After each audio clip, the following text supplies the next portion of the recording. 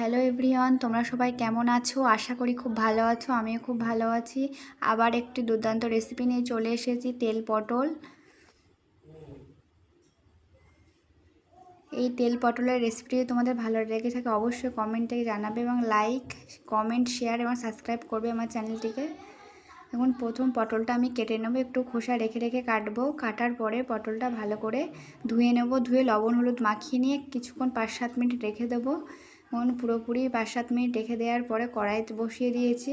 কড়াই বসিয়ে দিয়ে কড়াটা গরম হয়ে গেলে এবার একটু তেল দেব। তেল দেওয়ার পরে আমি পটলগুলো তেলটা গরম হয়ে গেলে পটলগুলো খুব সুন্দর করে ভেজে নেব। দেখো পটলগুলো আমি সব দিয়ে দিয়েছি। পটলগুলো ভাজা করে নেব। পটল ভাজতে একটু টাইম লাগে। পটলটা সুন্দর করে ভেজে নেব।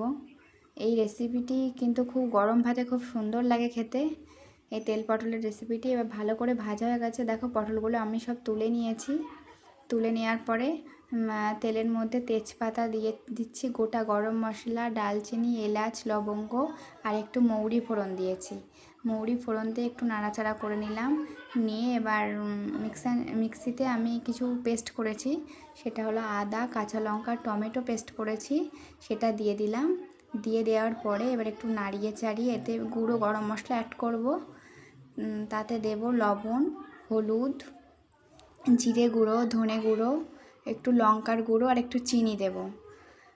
নিরামিষ জিনিসে একটু একটু সামান্য চিনি দিলে, আর চিনি দিলে স্বাদটা ব্যালেন্স হয়, ওই জন্য একটু সব তরকারিতে একটু অল্প অল্প হালকা চিনি দিতে হয়। এবার একটু চিনি দেওয়ার পরে ভালো করে কষাতে হবে। খুব সুন্দরভাবে কষাতে হবে। যতক্ষণ মশলা থেকে তেল না ছাড়ছে ততক্ষণ কষানো হবে না। খুব সুন্দর করে কষাতে হবে। কষাতে কষাতে পুরো তেলটা ছেড়ে দেবে, তখনই আমার পটলগুলো দিয়ে দিতে হবে। দেখো ভালোভাবে কষানো হয়ে গেছে, কতটা তেল ছেড়ে দিয়েছে মশলার থেকে। এবার আমি এগুলো এর মধ্যে পটল অ্যাড করব। পটলটাও ভালোভাবে কষিয়ে নেব। পটলটাও সুন্দর করে কষিয়ে নেব। পটলের দু সাইডটা একটু চিড়ে দিতে হবে, কারণ যাতে মশলাগুলি ভালোভাবে ওর মধ্যে ঢুকে যায়, ওই জন্য পটলটা ভালো করে চিড়ে দিতে হবে দুই সাইড। এবার ভালো করে কষানো হয়ে গেছে, পটল থেকেও তেল ছাড়তে শুরু করেছে।